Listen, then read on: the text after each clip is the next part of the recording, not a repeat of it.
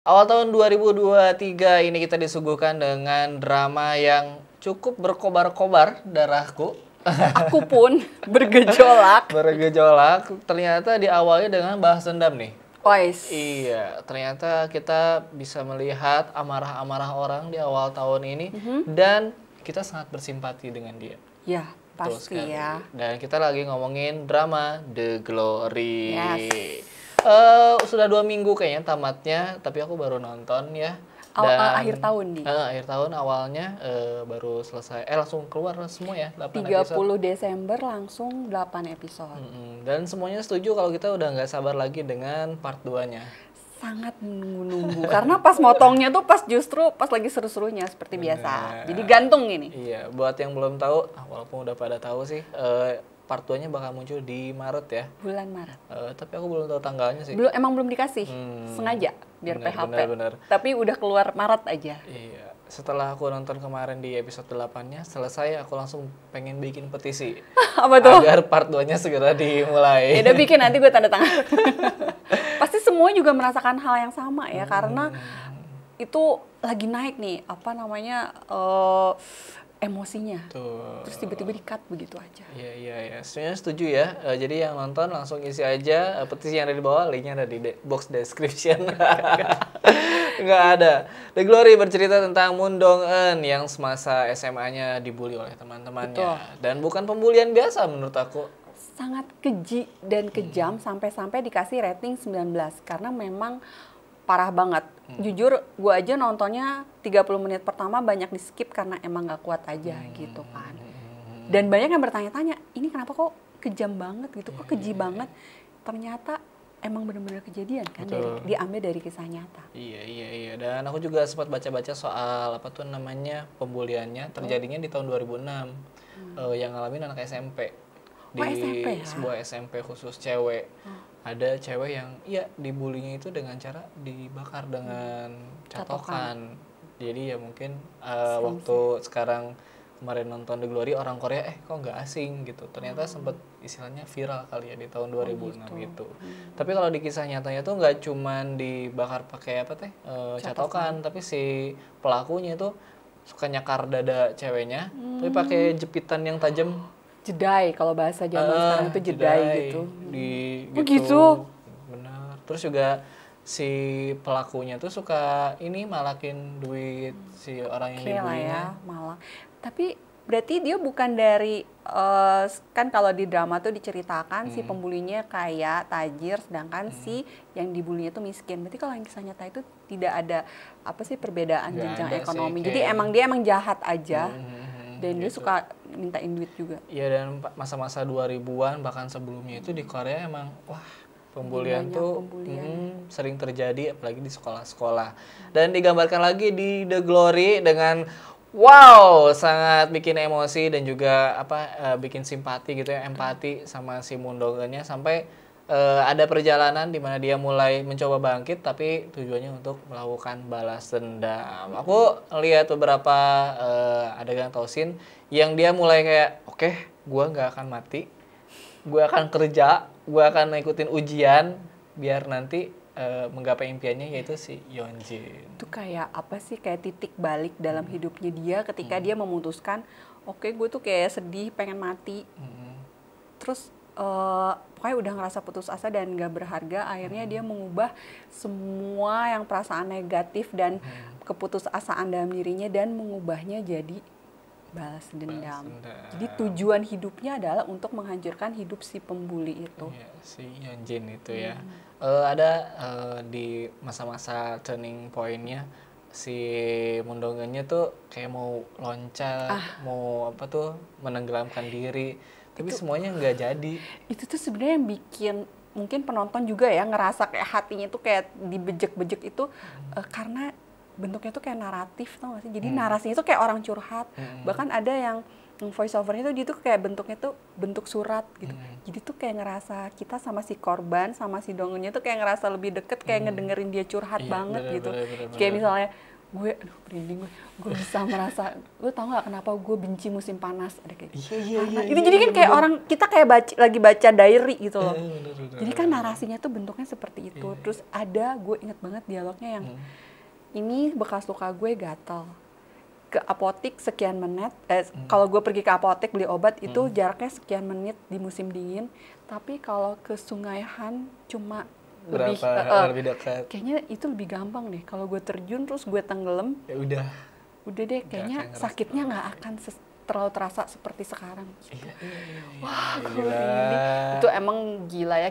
Yang nulisnya Kim Eun Suk itu emang gue menjura banget penulis skripnya. Jadi dia menggambarkan kepedihannya tuh sampai kitanya tuh sampai jelek-jelek gitu. Iya. Segitu digambarkannya masa lalu Mundongen sampai kita berempati, sampai kita merasakan sendiri gitu apa yang dialami, penderitaan yang dialami. Sampai akhirnya dia kuliah, dia lulus, dia jadi guru dan mulai merencanakan balas dendamnya. Setiap keputusan yang dia ambil, semua rencana yang tersusun secara sistematis hanya menuju ke satu jalan, yaitu membalaskan dendamnya. Jadi semuanya jadi guru SD, belajar baduk, belajar go, belajar apa semua demi balas dendam. Iya, dan ketika dia konsisten dengan perasaannya, ternyata teman-temannya pembuli itu udah ada yang berubah.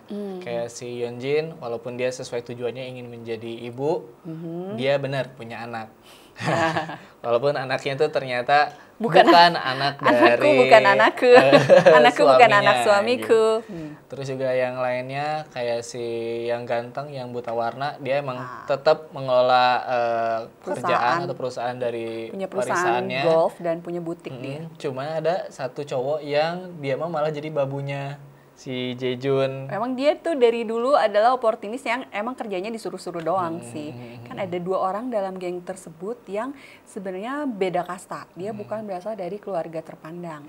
Jadi yang satu, gue lupa namanya Choyong apa siapa yang jadi pramugari. Itu kan dia anak pemilik laundry.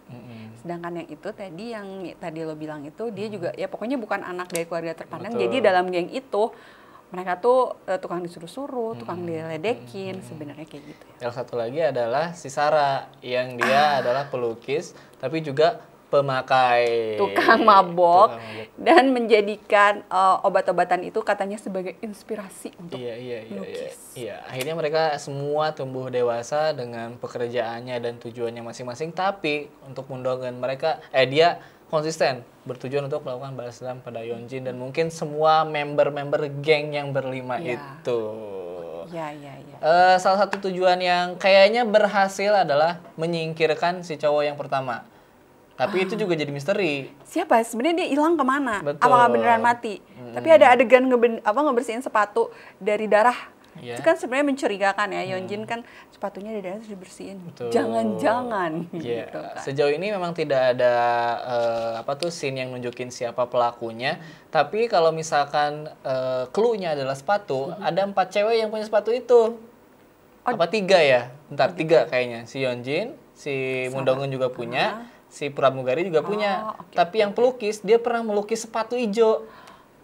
Jadi semuanya ada kemungkinan sebagai pembunuh. Tapi yang paling dekat itu Yeonjin karena di kakinya ada bekas luka. Iya. Itu. Ya, betul. Nah, jadi misteri itu juga nomor misteri 1 yang harus ditemukan di season kedua. Ada beberapa hal lain juga yang wah ini mah harus banget dibahas dan aku sangat suka. Dan ini sebenarnya mungkin luput dari orang-orang. Yang pertama, Terry inget nggak ada satu adegan teman-temannya si Sarah, si Yeonjin sama si pramugari dulu waktu mereka SMA datang ke gereja pakai baju putih terus ketawa-tawa. Nggak pakai daleman. Nah itu, Ainya tuh nggak tahu itu tuh apa sih, ngeledek doang apa gimana? Ternyata mereka tuh nggak pakai daleman. Aku pengen ulang scene itu sebenarnya. Nggak, itu emang ada yang bahas di Twitter. Aku awalnya juga nggak ngerti. Soalnya aku awalnya nggak ngerti karena emang nggak merhatiin aja. Tapi ada yang ngebahas di Twitter. Ternyata dia biar nggak diajak lagi ke gereja, ya udah kita melakukan tindakan ini sambil senyum-senyum. Jadi pada pakai baju putih biar yang tembus pastornya pandang. juga ini terangkat. Emang pada bandel ya mereka itu. Gue kira adegan penting apa sih lo? Yang luput dari orang-orang. Itu dong bahas guru yang nabok dia. Jadi yang ketika dia dibully, kan sebenarnya dia tuh nggak diem aja, dia berusaha untuk memberontak, berusaha untuk melawan, lapor polisi, lapor sama gurunya, pokoknya dia berusaha, tapi ternyata semua nggak ada yang bantuin dia. Sampai akhirnya gue bingung nih, dia kenapa sama semua orang ekspresinya dingin, tapi ada salah satu Sanbe yang bikin dia tersenyum-senyum terus. Ternyata si Sanbe-nya itu adalah anak dari guru yang dulu pernah nabok dia. Sampai dia aja perencanaannya rapi banget dong. Ternyata akhirnya mati kan. Sampai akhirnya si Mondogannya datang ke rumah gurunya sambil bawa bunga yang ternyata bikin alergi ayahnya. Tapi yang membunuh ayahnya itu anaknya sendiri kan? Ternyata itu gila sih. Tapi itu pasti mungkin masuk dalam perencanaan itu kan ya. Karena dia ngebongkar rahasia bahwa ayahnya seperti itu kayak sehari sebelum hari penting si Sanbe-nya. Dia dilantik jadi apa. Soalnya kalau ketahuan kayaknya ayahnya punya track record yang jelek, dia nggak jadi naik pangkat. Gila sih. Dan kayaknya riset alerginya aja tuh udah setengah mati. Kan dia pasti riset dulu, dia alerginya apa nih. Dan balik lagi ke hal-hal yang luput, seperti tadi daleman. Kalian sadar nggak sih bahwa anaknya si Yeonjin tuh buta warna kan? Ternyata buta warna. Buta warna tuh menurun nggak sih? Genetik ya berarti. Gue juga baru tahu dari sini. Gue baru tahu dari sini berarti gitu kan. So kayak golongan darah berarti. Betul. Dan itu yang bikin aku sadar bahwa buta warna tuh bisa genetik loh gitu. Dan aku juga ditaunya dari sini sih. Dan di sini ditunjukin bagaimana si ayah aslinya yang juga buta warna, dia tuh jahat, dia tuh kejam. Tapi ketika ngeliat anaknya, oh dia sayang loh gitu. Yang scene nyebrang tau gak? Iya. Itu parah banget, aku tersentuh banget sebagai seorang ayah juga. Hah, gila ini orang yang jahat tapi dia nggak mau jahat di depan anaknya. Ada pas dia lagi meluk anaknya, ada lewat mobil berisik, dia marahnya marah banget, dibentakin. Sibal gitu-gitu. Iya. Ya pasti lah ya, sejahat-jahatnya. Kalau misalnya sama anak sendiri lah pasti ya. Betul. Sembari dia tuh kan baru tahu kalau itu anaknya kan. Dan itu bikin dia sebel banget. Betul sekali. Dan ada yang juga harus diperhatikan di drama ini banget adalah soal perencanaan. Yang aku pengen bahas di sini adalah yang Mundongan lakukan, ini semuanya kalau bahasa teori mah sistematis gitu ya, terencana. Dan aku lihat ini rencananya dia udah dari zaman SMA pas dia pertama kali punya kerjaan sampingan, yang dia tuh di pabrik, terus dia tiap beres tuh belajar di lorong, terus ada temennya yang selalu mengendap-endap, berjinjit-jinjit dan akhirnya membantu kerja di travel. Betul. Dan aku ngerasa disitulah dimulai strateginya, dimana dia harus lulus, dia harus masuk universitas, dia harus punya duit juga, ngumpulin duit nabung buat buat biaya stalking. Betul. Dari situ lanjut sampai akhirnya dia bertemu dengan satu orang yang ngebantu dia, dan dia adalah ibu-ibu yang menjadi mata-mata. Itu aku yakin part of rencananya dia. Karena emang butuh kan mata-mata. Tapi gitu.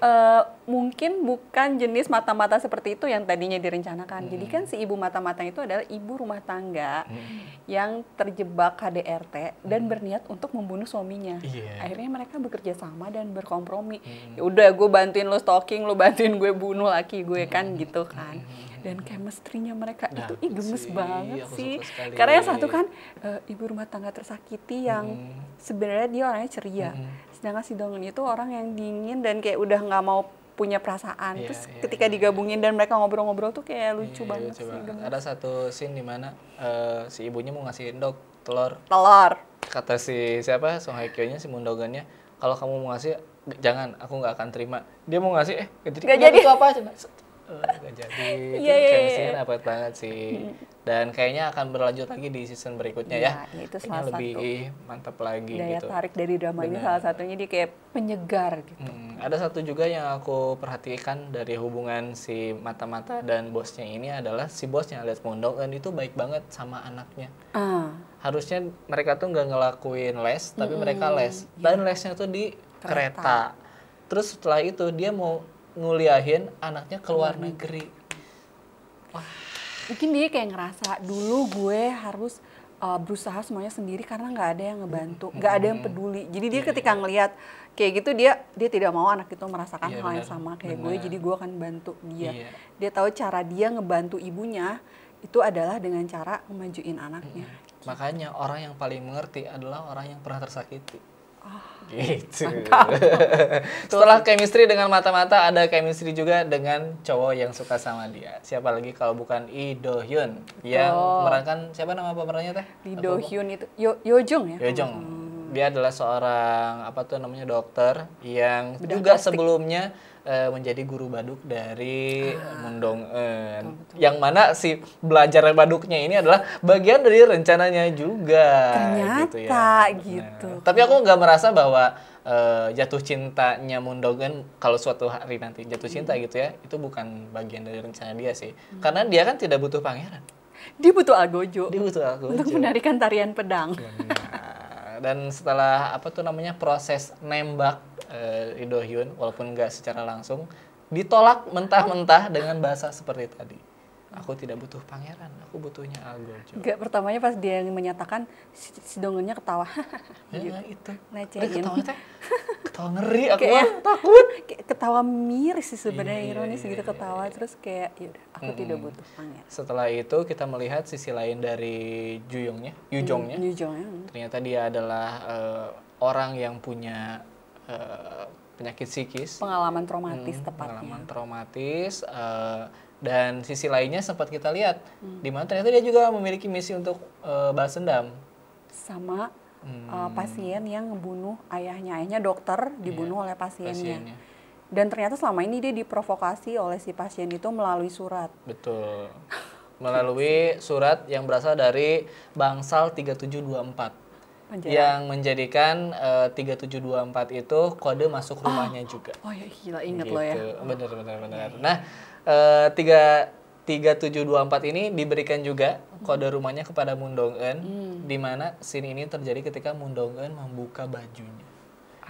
Momen di mana dia ingin menunjukkan, gue tuh hidup nggak baik-baik aja. Luka yang ada di tubuhnya. Aduh, diselimuti luka. Itu jadi momen yang turning point juga buat si Yu Jong, di mana awalnya dia sebenarnya tidak ingin menjadi pangeran, mungkin setelah melihatnya dia setuju bahwa dia akan menjadi algojo. Dan adegan ini juga sangat penting ya. Song Hye Kyo sendiri ngomong di interviewnya bahwa demi adegan ini dia rela untuk bikin tubuhnya terlihat kurus. Pokoknya dia ingin dalam adegan itu tubuhnya terlihat kurus dan menyedihkan dengan jadi selain berbagai luka di tubuhnya juga dia pengennya kayak rapuh gitu, ringkih gitu. Jadi ini ya emang adegan yang sudah dipersiapkan dan jadinya tuh emang cukup meninggalkan kesan yang mendalam sih. Iya, dan namanya si penulisnya emang nanya dulu ke Song Hye Kyo-nya, kamu nggak apa-apa nanti ada adegan ini. Aku butuh 2 bulan, kata Song Hye Kyo-nya. Katanya dia mau ngurusin dirinya dulu biar terlihat seperti tadi. Kayak gitu, dan berhasil ya. Kita bener totalitas sih. Sejauh ini bahkan di dramanya Song Hye Kyo itu adegan paling terbuka ada yang pernah aku lihat. Oh gitu ya. Ketika orang cewek gitu menunjukkan keseksiannya, dia ingin tampil dengan kesedihan dan kesakitan gitu. Pada akhirnya kita akan berespektasi di part 2-nya bakal seperti apa. Kalau Terry udah ada gambaran untuk part 2-nya? Ya udah jelas lah kalau dendamnya terbalaskan. Cuman masih belum jadi kayak sekejam apa dia akan membahas dendam tuh masih belum tahu, karena kan dia ada anaknya. Bahkan kan dia tuh nggak mau ketika dia bahas dendam Yeonjin ada yang menemani. Makanya dia ngedeketin suaminya Yeonjin melalui baduk. Karena dia nggak pengen ketika dia sedang menjalankan dendamnya si Yeonjin tuh ada yang ngedukung kan gitu. Kayak anaknya dia mulai ngasih tahu ke selingkuhannya itu kalau ini tuh bukan anak suami. Jadi dia tuh kayak ini nih gue mau bahas dendam, nah ininya dikepinggir-pinggirin dulu nih. Jadi ekspektasi sih tinggi ya, cuman ya semoga aja bisa sih. Iya, kalau aku ekspektasinya adalah yang pertama benar Yeonjin itu harus nggak punya siapa-siapa. Di momen terendahnya dia nggak bisa minta tolong ke siapa-siapa, mungkin satu-satunya yang bisa dia minta tolongnya adalah Moon Dong-eun itu sendiri. Dikondisikan seperti itu ya. apalagi dia kan public figure ceritain di situ, dia juga harus dijauhi sama penontonnya, sama fansnya, sama siapapun. Semuanya harus terungkap kejahatan dia yang waktu dulu, dan dia dikucilkan baik itu secara sosial dan lain-lain sampai dia benar-benar ngedown. Kalau sampai akhirnya dia cuma di penjara, aku bikin petisi lagi, aku kurang tidak suka. kejam, Gitu. gak seru. Pokoknya harus jadi bener-bener sampah masyarakat yang dijauhin, semua orang tahu. Tapi sebenarnya ya ngebahas tentang bully ini, kan sekarang udah mulai banyak ya film atau drama yang ngebahas bully, yang bikin kita jadi makin sadar bahwa ketika hal ini terjadi di sekitar kita, sebaiknya jangan diam. Karena yang terjadi dengan Mendong itu, ketika dia dibully, dia nggak ada yang ngebantu kan. Dia tuh seorang diri, dan itu yang bikin dia justru kayak merasa kesepian dan yang akhirnya putus asa gitu. Benar. Banyak ekspektasi kita buat part 2. Saya penasaran dengan ekspektasi kalian. Gimana sih drama The Glory ini di part 2 bakal berakhir? Kira-kira bayangan kalian seperti apa? Dan kalau ada teorinya boleh tuliskan di kolom komentar di bawah.